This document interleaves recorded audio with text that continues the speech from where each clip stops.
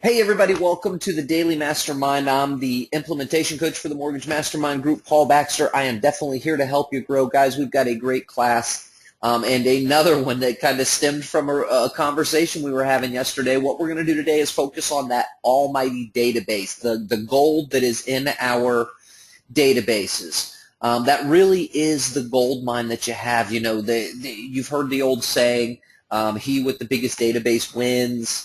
The gold is in your database. All those sayings are absolutely true. And we tend to spend a lot of time focusing on new strategies, on how to bring in new referral partners, how to generate new clients and get new leads and new lead sources. And what that does is it kind of distracts us, or not distract, but it takes us having to do a class like this to bring back the focus, to remind ourselves that we do have a good source of referrals already, and we need to make sure that we're cultivating and nurturing that side of it as well. And so, like I said, we've been talking a lot about how to get more leads and grow your database. And as we implement strategies to get new clients, we sometimes forget to pay attention to those clients that what I consider we already have. Those are already our clients. And quite frankly, that's your number one referral source.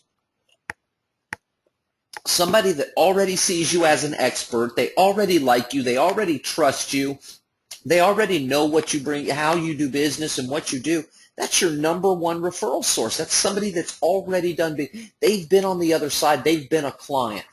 And if you can get that person to refer you, that's your number. I mean, it really is probably the most weighted referral that you can get, because a referral from your number one referral source, your client, it provides that new lead with firsthand experience. It's going to provide that new lead. You instantly have credibility with that new lead, because a person that they know, that they trust their opinion, has had firsthand experience with you. And so you get that instant credibility.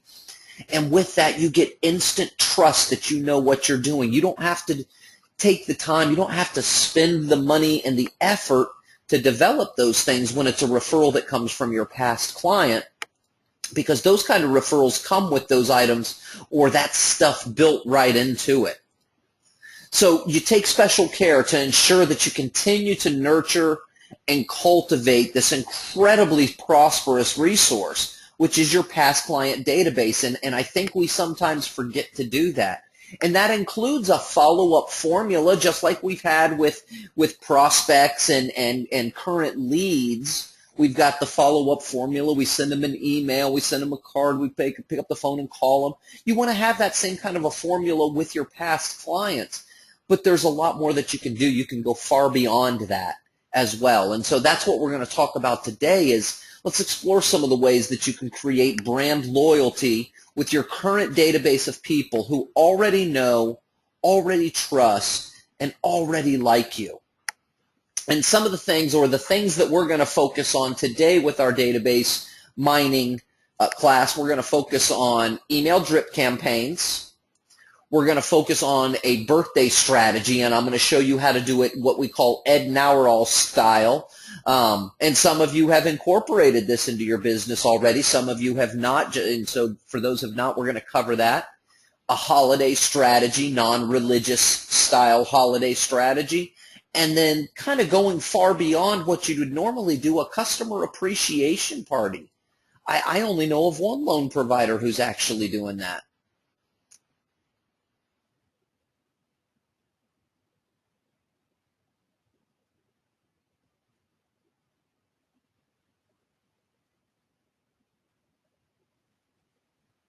Absolutely. Good stuff, Alan. Thank you for sharing that with me. And I'm going to share that with the class in just at the end of the presentation. That's good stuff.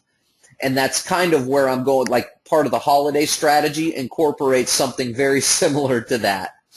All right, so let's start with the email drip campaigns to our past clients. There are way too many options for this to go through them all. You've got your newsletters from multiple sources. You've got, I mean, there's all kinds of options in terms of email drip campaigns. I can think of 5 systems right off the top of my head. Several of those systems have pre-written campaigns in them. So, we're not going to go through all of them. but this should definitely be part of an email drip campaign of some sort should definitely be part of your ongoing follow-up plan. And so let's look at the best options in terms of an email drip campaign. So a good email drip campaign, you can have a newsletter that you subscribe to, and every week or every month or every other week you send an email to your client. Hey, Sally McClient, here's this week's market and rate update, or here's this week's newsletter about the housing market in Palm Harbor, Florida. Insert your fancy signature line at the bottom so it's got your first name, last name, email address, all that good stuff so they remember who you are, and send that off. That's a good option. That's going to keep your name in front of them. It's going to keep you in their inbox, that they'll click the delete button, but they have to physically see that, so they'll click that. I mean, it's not that they're angry with you for sending a newsletter or anything. It's just not of interest. It's not something that they're going to, very few people, few and far between, actually read those things. So it's more likely that they're just going to delete it, but it's a good way to keep your name in their inbox. They're not mad at you for sending it. They actually probably think highly of you for keeping in touch with them, or thinking of them, or continuously sending something. Wow, he sends me something all the time. They probably have that thought, but they're not reading your newsletters. They're not reading your market updates. They're not reading your rate alerts. They're not reading that stuff. But it's a good way to keep your name in front of them. Now, you can do a little bit better than that if you make it a little bit more personal. Again, this is an email. I recommend, if you're going to do this one, you make it a weekly type thing, and email them with some helpful tip for their home, something that kind of makes them smile, maybe a joke now and then. But it's just a simple text email that is personalized, and it is some sort of helpful thing with their home. Hey, Sally McClient, the cold winter this year is playing havoc with many homeowners, especially when it comes to freezing pipes. Here's a great tip for keeping your pipes from freezing. I have no idea about this. I live in Florida, so I just kind of made this up. You'll have to insert your own piece here. But keep a bathtub or sink running at a low rate. Keeping the water moving in the pipes will oftentimes keep it from freezing during these big cold spells, just like those pipes. And so I'm bringing a tie-in here with my tip. I'm just kind of bringing it back to talk about mortgages or remind them what I do.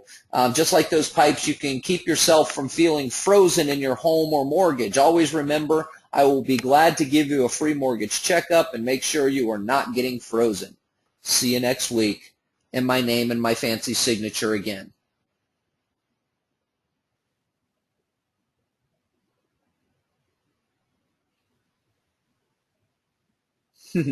They're probably not trying to get new folks on there, Alan. It's not a money generator, so it sounds like it may be working its way towards going the way of the webinar to go-go. I hope not for those that are really utilizing the service, but it sounds that's like that may be the direction it may be going in. I don't know, though. I don't keep close tabs any longer. All right, and so, I've given you good. Good is send a weekly email with your newsletter or whatever. That's going to keep you in their inbox. Better is something that's more of a weekly tip, something that they may actually read. If it's something that's good, if the subject line, keep your pipes from freezing, they may actually open that and read that. And if you're the one delivering it to them, again, it's some additional branding. Hey, you're the cool guy that sent it. Another way to keep your name in front of them. You get a little bit of more of an opportunity with a call to action there. Hey, give me a call for a free mortgage checkup, and who knows, with the FHA mortgage insurance rates, premium rates drop, that you may be able to save them a few $100. Who knows? You may get a refi out of it. But it's a little bit better than just the generic newsletter. And then best, send a weekly email with a video of you. You smiling, you looking at them, it's your words coming out of your mouth. Doesn't even matter what the video is about. It could be about anything. Hey, folks, Paul Baxter, Legacy Mortgage here with your weekly What's Up. I know our friends up north have been having some pretty rough weather, but in sunny and blue here. This week is the Florida State Fair, but be prepared that this better than average weather will bring out the crowds. but I hear the donut cheeseburgers are worth it this year. Hey, don't forget, for all your mortgage needs, just pick up the phone and give me a call. I'm Paul Baxter with Legacy Mortgage, and we'll see you next week on the Weekly What's Up. It can be about anything. It doesn't matter, especially when you're talking in terms of your past client in the video. They already see you as an expert. They already know that you have expertise and that you're trustworthy in terms of the loan process and those types of things. They see that. So now it's just you're endearing yourself, you're building that relationship, you're growing that brand loyalty by putting it out there, who you are, what you do, that smile on your face kind of thing, your personality, reminding them of the feeling that you created when you did business. You've already created that feeling, what this video is, and the reason why it doesn't, you could do a video about anything. Do a video about how to keep your pipes from freezing in the winter. Do a video about keeping your pipes from freezing in the winter. Do a video about the local restaurant that you ate at last week, the new place on the corner that does the wraps, and give them a little review of if it's a good one. You don't ever want to put anything negative out there, so don't get in the habit of doing negative stuff. So you had a good experience at a restaurant, do a video about it. It doesn't take anything. It's super, super easy. But that kind of thing to your past client is they're seeing your face. Even if they don't watch the video, they're seeing it in the email. This week's What's Up for Palm Harbor. When I'm talking about the state fair, they may pick that up. They may watch it. They may not. But either way, it's a reiteration of how I made them feel. And so that's the best practice if you're going to do an email campaign. And I recommend that you do any one of those three. You need to be doing that on a regular basis. That's like a minimum for your past database. That's like if we're a rocket ship and we go back to that image of going far beyond what the norm is for helping and marketing to our clients. If we're going for far beyond, the email campaign is kind of like the platform that the rocket is sitting on before you even light the fuse and hit the rocket fuel. Does that make sense? That's like the very bare minimum. Like I said, you've got good, better, best. Good is a newsletter. Pretty simple to do. There's no work involved to that. You don't have to come up with anything. You just copy and paste your newsletter or you set up on, there's services out there that you can set up on where you can actually upload a database to it, and it will send the newsletter to them on your behalf. You can do that. That's good. That's cool. Keeps your name in front of them. Keeps you in their inbox. They will trigger, they'll think, yeah, he's thinking of me, cool, but they're never going to read it. They're going to delete it. That's cool. Better, you get the email with something that's a helpful tip. You never know if that subject line, keep your pipes from freezing, would trigger them to want to read it, and you're the cool guy that delivered that cool little tip and made them smile. They maybe read it. Cool. It brings a little bit more to the table because they did actually get into it. And then the video is best if you're doing an email campaign because that video gives you a chance to reiterate that feeling, to make them smile, to see your face, to hear the words coming out, and it doesn't even matter what kind of video you're doing about. Okay? So email campaigns, you got to be, that's the platform that the rocket ship is sitting on. You got to be, if you plan on marketing to your past database, you got to have the platform. Get the platform because the rocket ship comes with the other stuff that you mix into it. This is just the platform. Get some sort of ongoing, regular basis email campaign going to your past client database. You got to. You got to. You hear that, folks? You got to. Hey, I'm telling y'all, you got to. And yes, James, I am recording today's class, and I'll make sure the PowerPoint's available with it so you got all the scripts and everything at your disposal. Cool? All right, so the next thing is the birthday strategy. Everyone, I don't care who you are, how old you get, everyone likes to be remembered and acknowledged on their birthday. And I will tell you, I know me personally, you guys may not feel this way, but me personally, when it's some random person or somebody that I didn't think would ever remember when my birthday is, says happy birthday to me, it feels especially good. It makes your day bigger. It makes your day special. And that really is our day. That's our day. That's the day that we came. I mean, that is a special day for us. I know, I make the jokes. I'm 42 years old now, and I'm getting a little older each year, and every time it happens, I make the jokes. It's my 27th birthday. And I'm getting older, that kind of thing. But the reality is that day is special to all of us. That day that is our birthday is special, and it's really nice to be remembered. And I know I get especially tickled, or I get an especially emotional feeling when it's somebody that I didn't think would remember me. That feels especially good for me. And there are a few ways that you can implement this strategy. All right, and you're right there with me, Alan. You've got this strategy down pat, brother. So you're going to go with the good. The good would be, here's a good strategy, just good strategy for birthday strategy. Send an email and or a post on their social media page. That's a good strategy. You can use the free happy birthday e-cards that are available, and there's 10, 15 services out there for e-cards that are free.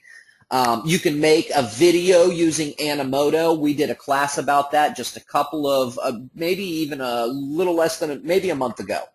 We did a full class about that, how to take those Animoto, take pictures, make an Animoto video, happy birthday, email that to them, post it on their Facebook page. That's a good strategy. I've seen some people, our good friend, some of you guys know Carlos Vargas. He's an insurance guy out of Boston, Massachusetts. He had his team get in front of a camera, and they just do a happy birthday to you, happy birthday to you, happy birthday, happy birthday, happy birthday to you. Hey, from our team to you, happy birthday, and we hope it's a great day. Just a real generic happy birthday message. It's non-personalized, but it's a nice video with this whole team singing happy birthday, a candle, a cake with candles going in it. And then Carlos makes that special thing at the end, hey, we just, from our team, from us here at the Vargas, it's Vargas and Vargas, happy birthday to you, and we hope you have many more. Some little message like that. You could do that, like a little generic one. Post that, send that in an email, post it on their social media page. That's a good strategy. Little bit better strategy. Send a personalized greeting card. You could do it through send-out cards. You could do it on a handwritten card. You could go out and buy a $3 birthday card if you want to go out and buy a $3 birthday card. I say have some generic, you can go to any Party USA store. You can buy a packet of, I believe they come in about 50, or you can buy a packet of 100. It's birthday cards that have a picture that said, like this, that has happy birthday on the front, and it's daggum blank in the middle. That's it.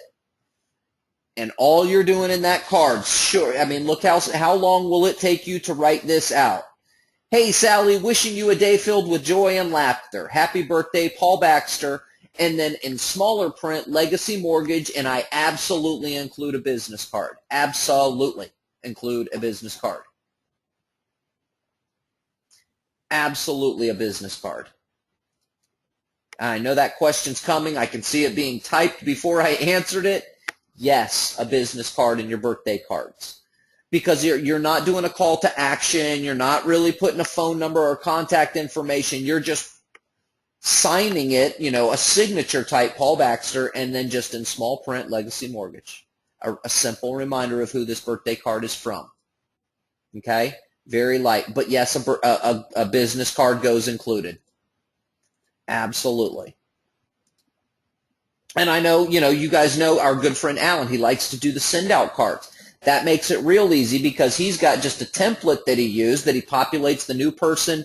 Inside the template can even include a picture of them from some sort of celebration that he's captured somewhere. And then the entire back of the card is his business card, so he doesn't have to include that. It's got a little signature line with his regular signature in it, and the whole back of the card is a business card with a picture of Alan and everything on it.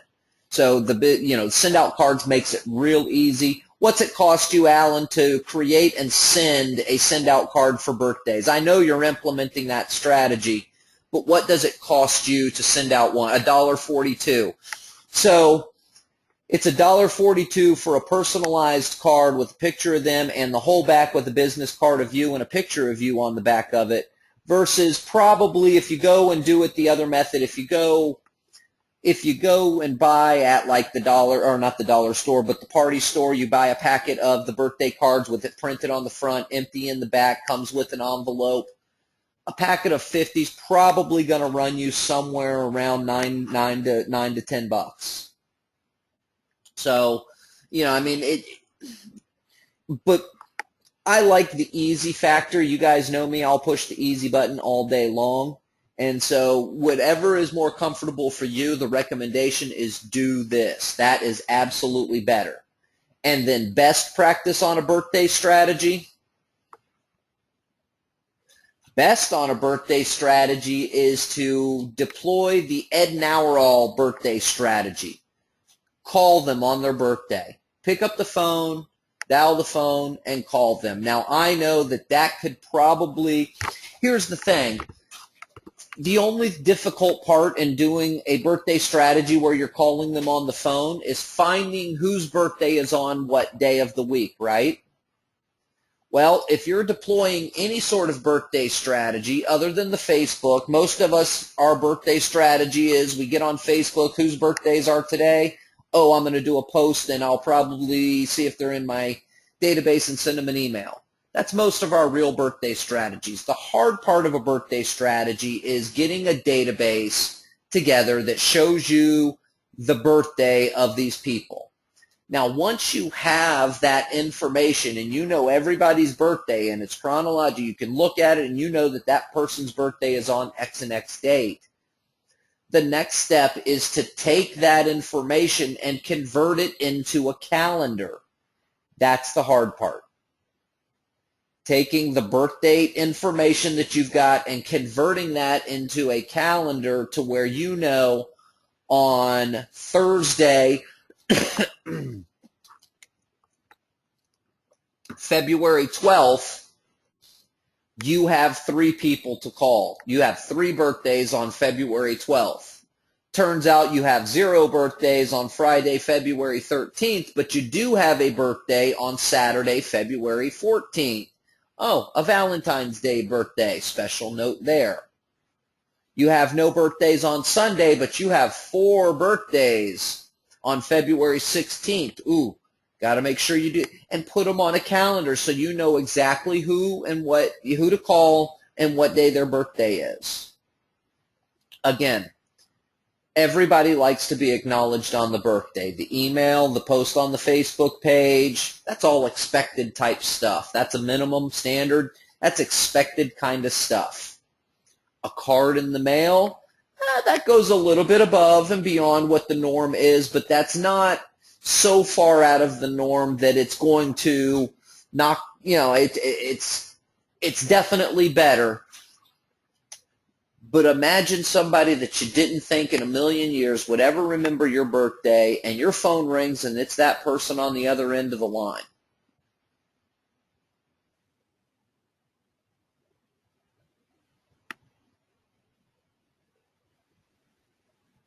And so Alan's saying Send Out Cards has a built-in birthday tracker calendar, basically, and it begins notifying you up to 3 weeks in advance, so you could actually use that as your call day calendar. That's a great idea. You just got to remember to log into that.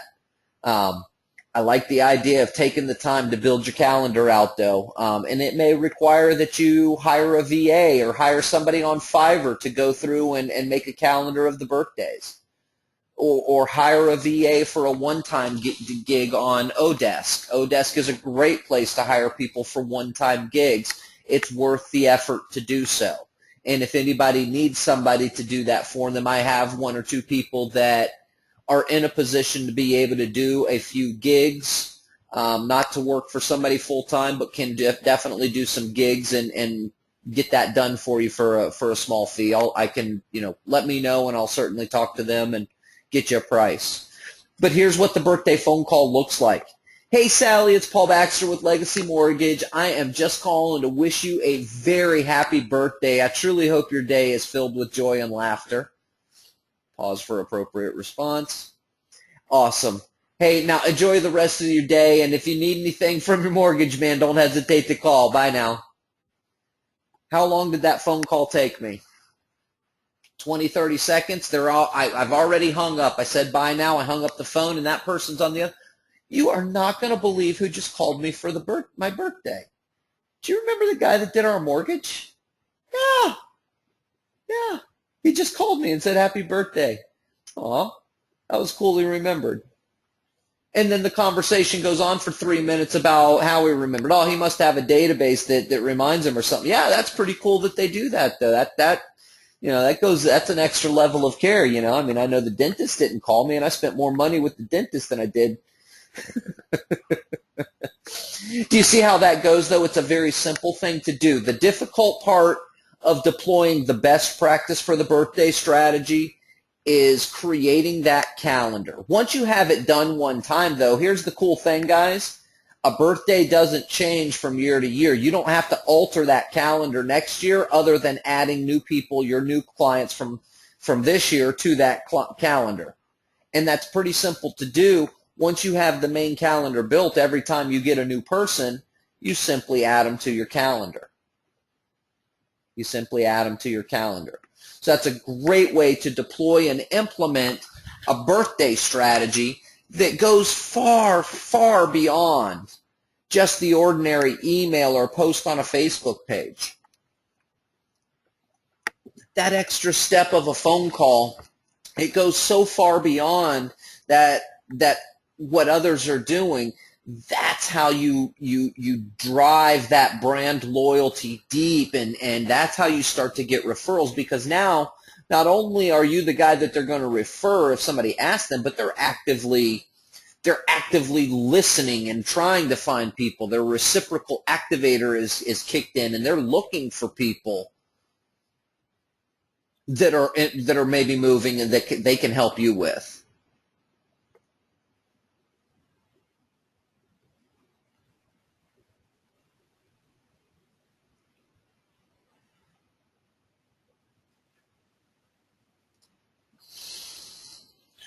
All right, and so now let's talk about a cool holiday strategy. Now, a holiday strategy, it's a good excuse to reach out with kind words. It's a good excuse to kind of do something a little bit different than what anybody else, especially somebody other, you're not a kind of business that they're not going to dine at your restaurant. They're not going to call you about a mortgage every 2 months. They're going to call you when they need you, but what you're really looking to do is to create that brand loyalty to where they're referring you to any friends, family, coworkers. And to make that happen, you've got to be top of mind when the subject comes up. And so what the holiday strategy does is it goes a long way, and without being weird, without feeling like you're pushing for referrals, it's a fun way to kind of reach out in a little bit different way that makes you stand out. And there are enough holidays to allow you to reach out in this way. Shoot, you could do it every week if you wanted to. You could do it every other week, every 3 weeks. I mean, there are enough holidays out there that you could be doing this strategy on an absolutely regular basis. Now, the recommendation, don't overdo it. You want it to be fun. You don't want it to be weird. And so get 6 or 7 or 8 times throughout the year that you're going to deploy your holiday strategy to your past client database. Do not be specific to religious holidays unless you are 100% sure you know for a fact that the person that you're sending that holiday card to, or you're doing that for, is a person that is specific to that. You want to make sure. Don't send out a Happy Hanukkah card if you don't know that they're Jewish. Don't send out a Merry Christmas card if you don't know that they're Christian. Don't send out a Happy Easter card not knowing whether or not, to the Muslim family down the street that you helped get a mortgage for last year. You want to avoid, don't do that. So avoid the religious holidays. And here's the cool thing. Have fun and use some of the off-the-wall holidays. You don't always have to do the traditional Easter or Happy Spring stuff. You can do that stuff too, but mix in the off-the-wall holidays as an excuse to be able to deploy this strategy. Now, some of the holidays that you can choose from are things like Happy Spring, Happy Groundhog's Day. There's a fun one, right? I mean, everybody knows what Groundhog's Day is, but have you ever gotten a Happy Groundhog's Day card or email or call? Me neither. No, me neither. Happy President's Day. Did you know that today, February 12th, is Paul Bunyan Day? Anybody on the call know that today was Paul Bunyan Day? Yeah, I did not either until I went to this fun Brownie Locks. This BrownieLocks.com has bizarre and crazy off-the-wall holidays for every single month. Every single week has a week that goes with it. It even gives you instructions on how to get your holiday made official if you want to create your own holiday. And that's BrownieLocks.com. And then just for whatever month you're in, you just do / that month. So like next month, I'll just do BrownieLocks.com / March. And that'll show me all the fun, cool, off-the-wall holidays for the month of March. You can do stuff like Happy Fall instead of Happy Halloween. I love Halloween. It is one of my I love Halloween. I love it. But I know that there are some religious people in my database, some people who do not love Halloween as much as I love Halloween. If I still want to do something to celebrate that time of year, I can do a Happy Fall and put harvest colors out there. Easy enough. If you're in America now, I'm looking. I don't have any of my Canadian friends on the call with me, so Happy Thanksgiving is a fantastic one here in the U.S. Everybody in the United States of America, everyone, whether you're from here, you're not from here, everyone celebrates Thanksgiving. Everyone. That's an easy one. Same thing with like 4th of July. That's a big one. Everybody loves to participate in the patriotism stuff. Most people will open that stuff up. Coming up on February 26th, it's this year, is National Chili Day. Did anybody know February 26th was National Chili Day? I did not either, but that's a fantastic reason to send a card. That's one that I can have fun with. That's a fantastic reason that I can have fun with in an email. And so here's what good looks like for your holiday strategy. A good holiday strategy is to send an email with a simple holiday wish for the holidays that you want to participate in. Hey, Sal and the client, did you know that today is National Chili Day? Hope it's a great chili day for you and yours. Paul Baxter, Legacy Financial. And the subject line, Happy National Chili Day. And I mean, that's just clever. It's different enough to entice and open.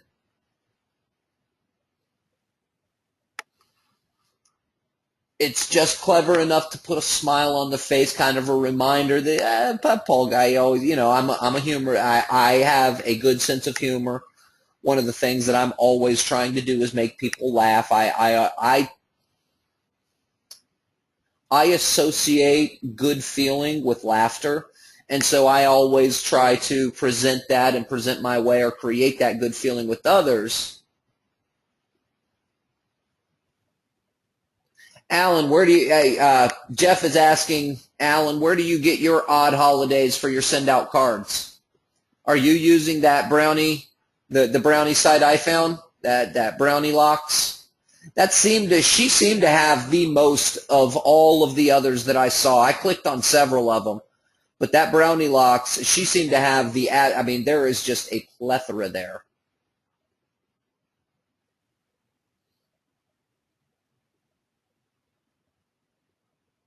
Hold on, Jeff, Allen's typing. I'll give you that answer in just a minute. I'm going to scoot down here. But again, the email, that is, that's a good strategy. Hey, did you know today's National Chili Day? Hope it's a great day for you and a great chili day for you and yours. It's clever, it's funny, it's smile, one of those little things. A better would be to send out a video of you saying happy whatever holiday it is in the video. Again, it's that words coming out of your mouth, they get to see you, creates that feeling again, that reminder of, yeah, that's the guy that makes me laugh and smile. Hey folks, Paul Baxter with Legacy Mortgage here. Did you know that today is National Chili Day? Please be safe in your celebration and have a warm and wonderful chili day. Happy National Chili Day from our team to you and yours. Bye now. I mean, that's fun. They're going to smile at that. Again, just different enough to make a difference. Alan says, I use different sites. I've also found quotes I've built a card around. I'll take a minute and get one to you. So he's like talking about quotes, famous quotes from, like, you guys know my favorite quote is, it's not the will to win that counts. Everybody has that. It's the will to prepare to win that makes the difference. That's my favorite quote. So Alan will build cards around those types of things. Again, additional reasons to reach out, to put something in front of them. And then best, send out a card on the holidays. Any and every holiday, send them a greeting card in the mail. What happens if they get a card on, and I said February 12th here, it's actually the 26th, today's the 12th. What happens if they get a card on Monday of next week, which happens to be the 16th of February, that says, hey, Sally, did you know that National Chili Day is on February 26th? Just wanted to wish you and yours a great and safe Chili Day. Happy National Chili Day. You think that's going to, I mean, it's different enough to cause them to keep it, to look at it, to stand out in their mind. My mortgage guy sent me a National Chili Day thing, card in the mail. Yeah, the mortgage guy. That's the different kind of stuff that reminds them how you made them feel. It's that reminder of how you made them feel that's going to create the additional business and create the additional referrals. Again, you're not trying to get the past clients to say, hey, I need your services again. I need to buy a second house. I know it's only been 6 months, but I love you so much. I want to buy another house so I can do another mortgage with you. That's not what you're trying to do. And they're likely not out holding a sign up that says, ask me if you need a mortgage. They're probably not doing that either, and that's not what you're trying to elicit. What you're trying to elicit is a memory of a feeling that you created, and a memory of your name associated with that. Remember, it's personal branding. It's all about creating that brand loyalty, and our brand is not a color. It's not a logo. It's not an image. It's how they feel when they hear our voice, when they see our name, when they get something from us. How do we create? What kind of feeling do they get? What do they think of? And what you're looking to create is when they're out and about in the world in their day-to-day lives, and they're standing at the school waiting to pick up little Johnny from 2nd grade, and the mom standing next to her happens to say, oh, I'm just so stressed right now. We're looking to move. We're looking to move our house, and it's just such, the home buying process. Oh, you're looking to move. You should call my mortgage guy. He is the greatest. And that's what they'll do, because you've created that feeling, that memory in them, and they're actively looking for reasons to refer you, and they absolutely want to refer you. They're not going to go out there holding a sign up, but when the opportunity comes, they will absolutely jump over a fence to be able to refer you, because you've made them smile. You've continued these things through having a really good email drip campaign where you're sending them something every single week, a video of you saying what's going on in your local town, or some tip about, how to drive your car in snow or keep your pipes from freezing, or a cool thing about the state fair in your town. You've got an awesome birthday strategy where you're sending them either sending them a birthday message or posting something on their Facebook wall saying happy birthday, maybe using Animoto to create a video. Maybe you're going above and beyond. You're sending them an actual birthday card, or maybe you're going all the way and you've got an awesome plan. You're picking up the phone and calling every single past client on their birthday. And then you incorporate a holiday plan where you're sending them something about goofy holidays or real holidays when it's real, and having fun with it and smiling, and always saying, keeping a smile on their face. Happy holidays, happy National Chili Day. That's that branding, that reiteration. Now, the going far above and beyond, and this is an idea that I really think is a lot of us are missing an opportunity, and I only know of 2 loan officers that actually deploy this one, and that's to do an annual customer appreciation day. How many of us, does anybody on the call, and I may be wrong, does anybody on the call do an annual customer appreciation day for their past clients? And you know what? This is one that most of us don't think about. We market that it doesn't feel like marketing to do something like this, but this right here can go a long way and continuing those long term, those 3, 4, 5, 6 year relationships that you're just continuously getting referrals out of a source that has access. Maybe it's a landscaper that's constantly talking to homeowners. Maybe it's somebody else that's always has availability. And by doing things like a customer appreciation party, you really are going very, very deep within your local community, and you're also creating some cool partnerships with referral partners as well, because you can co-sponsor it with them.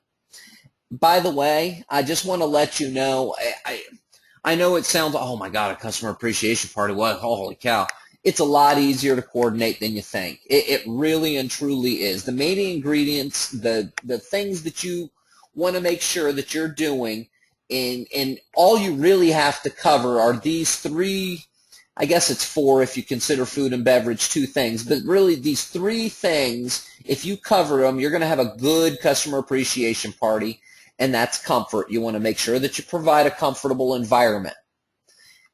Food and beverage, provide them with something to eat and drink while they're there, and entertainment. Provide them with something that keeps them there or makes them smile, or provide some sort of entertainment for your guests. So let's look at each one of those pieces. Comfort, the first thing you want to do is make sure when you're scheduling it, do not schedule it during known bad weather months. Don't schedule it for March 15th in the hopes that spring comes early, knowing darn well it may still be 60, 55 degrees out, and you're trying to do an outside, a appreciation outside party at the local park or wherever you're doing it.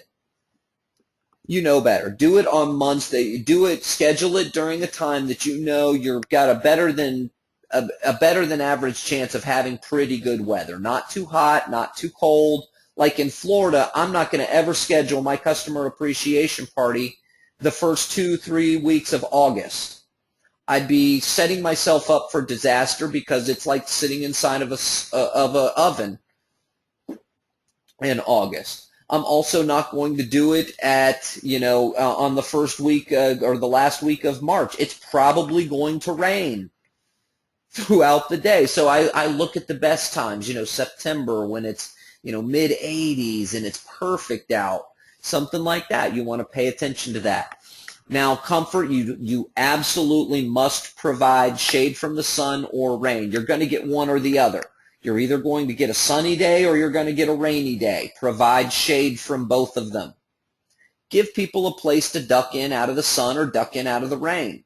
And it's one or the other. It's one or the other. It's going to have some sun out or it's going to rain. Yes, there'll be some clouds too, but rain or shine, you want to be able to make sure that you give them cover.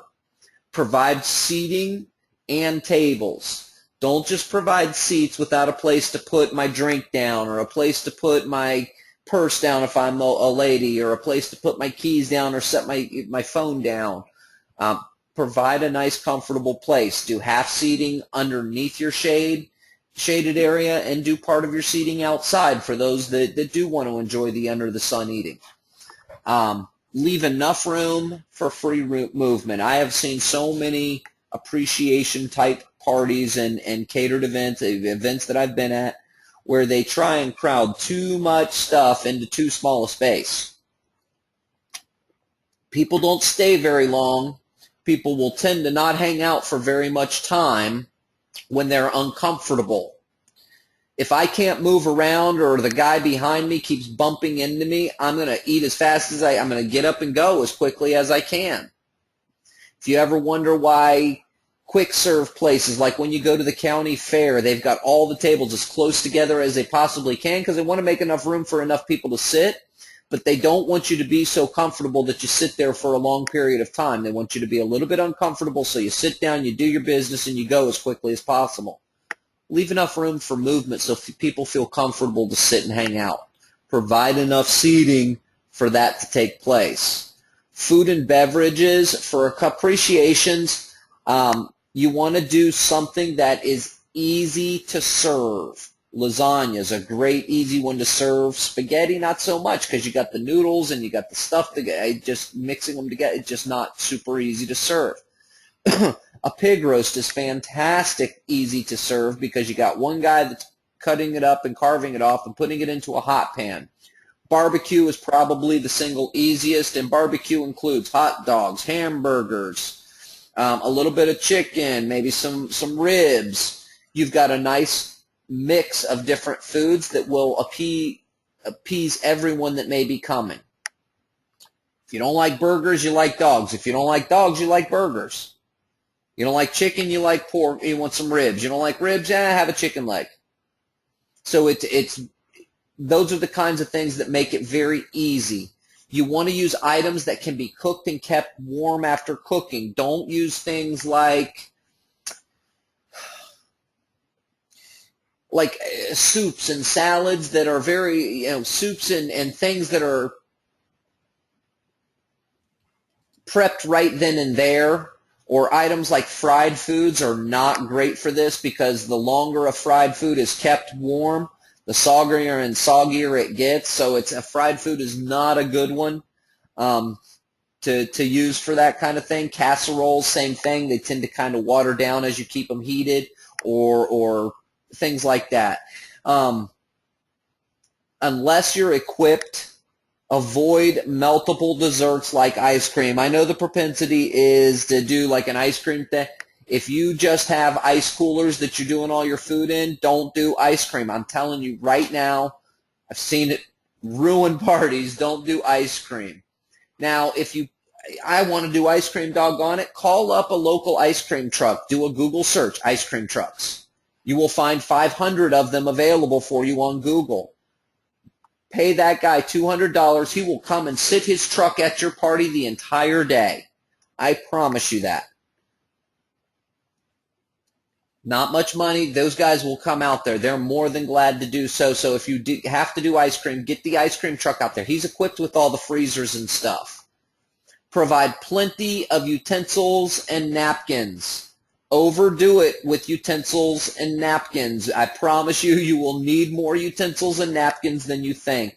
Here's the thing. When you get into an environment like a thing like that, where it's kind of like a little, not a self-serve, but everybody's kind of going and getting a few things from a thing, people will use 3 or 4 forks. People will get a fork, drop it, throw it away. People will grab 3 forks and when they know they need one, and just in case they need another one, and throw all 3 of them away when they're done. I'm just telling you from experience, get enough utensils. You're going to need plenty. You will need a lot in that respect. On the beverage side of things, you want to provide soda and water. I know that there are some that have done this, that have provided beer and wine. You are doing so at your own risk. If you provide that as part of your customer appreciation party, I don't know about your local laws.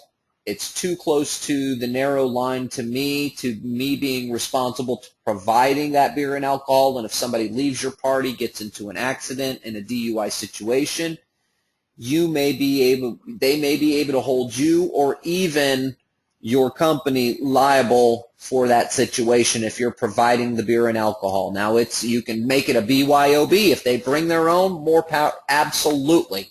You can bring your own beer for sure. But I highly recommend that you don't be the one to provide that for them, because it can create some liability issues that you do not want to get caught up in. Soda should be caffeinated and non-caffeinated, regular and diet. You want to get a nice little mixture. Get some, some Coke, some Sprite, and some root beer.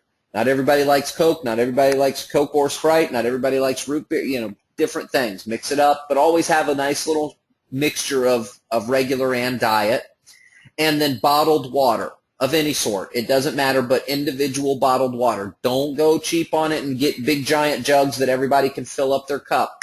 As a matter of fact, don't offer cups or ice at all at your party. And there's a specific reason for that. First and foremost, cleanup is much easier if you don't have cups and ice all over the place. And the second thing is ice is probably the single hardest thing to keep going during a party than anything else out there. It's easier to keep food warm. It's easier to keep salads cool. It's easier to keep bugs off of things.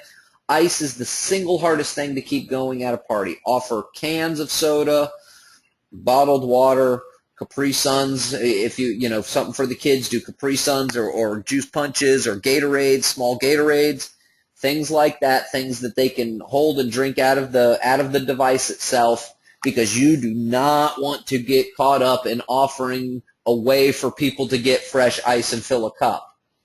The fresh ice gets dirty. It melts much quicker with the in and out activity, and you have to give in and out activity. You don't want unless you're going to pay a bartender. Now you're talking a much bigger expense. So don't offer cups and ice, guys. That's a big one, and I kind of honked on that one for a couple of minutes here because it's important to pay attention to that one. Entertainment, you can go very elaborate or you can go super easy. You want to go elaborate? I don't know about where you guys live, but in my area, every local high school, and there are 4 of them within the high school, all have performance band kind of situations. Kid on the drums, a kid on the cello, a kid on the sax, and a kid on the acoustic. They do little 3 or even sometimes 4-piece bands. And I missed the 4 on my PowerPoint here. And they are always looking for reasons and places to perform, to practice their skill, to practice their trade, and they absolutely do it for free. I recommend, and we've done it before, we did a party and we had the local high school 4-piece band come up. They did it for free. I tipped each one of the kids $10 at the end of the day. Cost me $40 total. The kids were happier than clams in the bay, and the people loved the music. The kids were actually quite good. Higher local people, by the way, loved it that we were supporting the local kids, and that had more conversation going than anything else. It was really, really cool. And by the way, all those kids have parents too who no trust, have friends, family, coworkers. They may be moving. Who knows?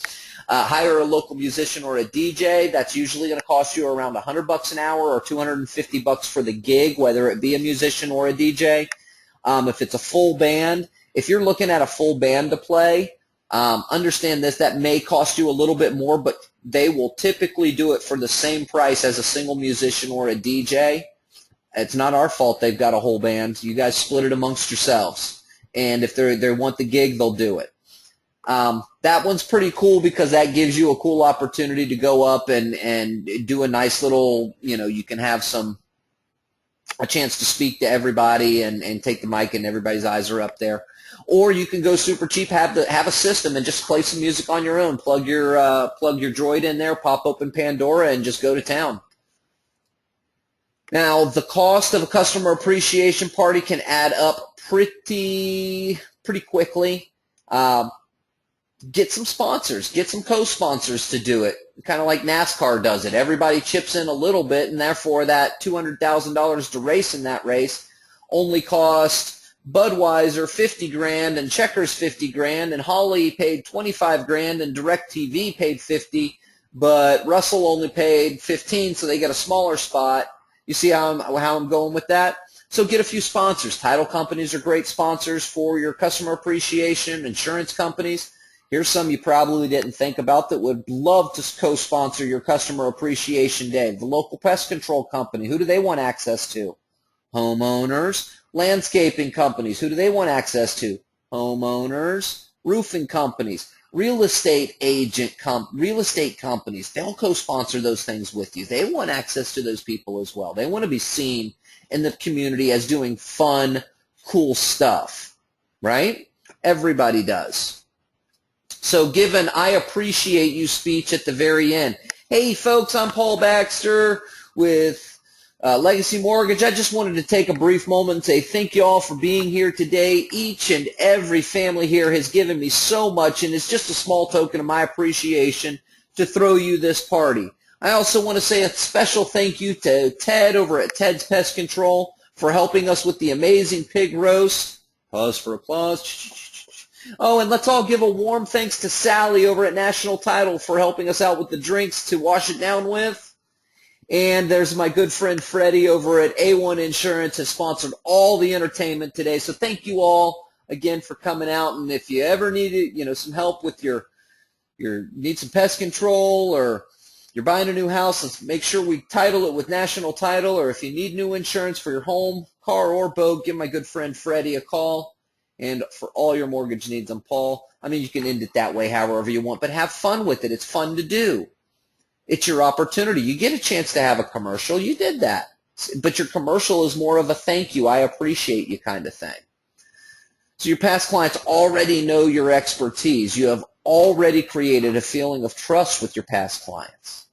To get a steady flow of referrals from them, just remind them of who you are. Remind them of that feeling. Look at every client as the beginning of an opportunity, not the end of a single transaction, and you'll get those introductions time and time again. And I know I ran a little bit long, and Alan's been throughout the presentation, so you guys know this is kind of right up my good friend, or our good friend Alan Gross's wheelhouse. He's been doing appreciation marketing and what he calls relationship marketing now for a long time, and it's not just with past clients. Today our focus was on past clients, but throughout the presentation Alan was sharing with us some cards and some things that he's been doing with send out cards and some of his email campaigns.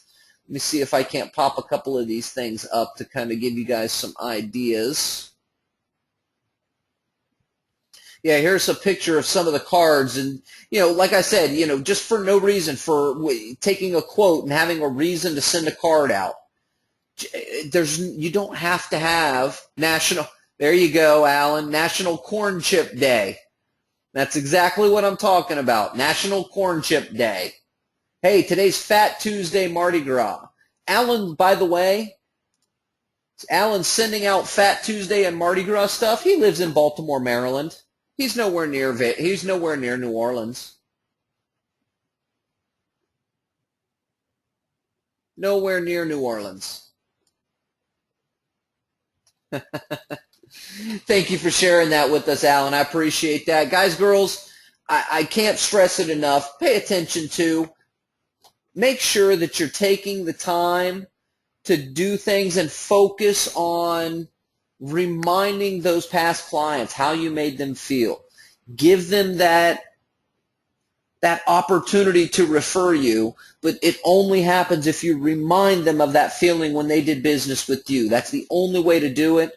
And as you saw here, there's the good, the better, and the best, and there's some simple ways to do it, and you don't have to do a whole lot to really create and manage a good past client database referral business. Guys, girls, thank you so much for your time today. I appreciate you hanging out with me. That is it. Got a great class planned for tomorrow. Our good friend Rich Bond is going to be coming on. I'm going to do an interview with him about an awesome strategy that he created and is implementing over the last month that, guys, I wanted to share it with you as soon as I heard about it, because it's like genius. It's a fantastic idea. And I will tell you, his referral partner, the real estate agents that he's getting in front of, are dying for it. It's good stuff. You're going to love it. So make sure you hang out with us tomorrow on the Top Producer interview. Going to be a good one. We will see you right back here, same time, same channel tomorrow. Have a great rest of your day, everybody.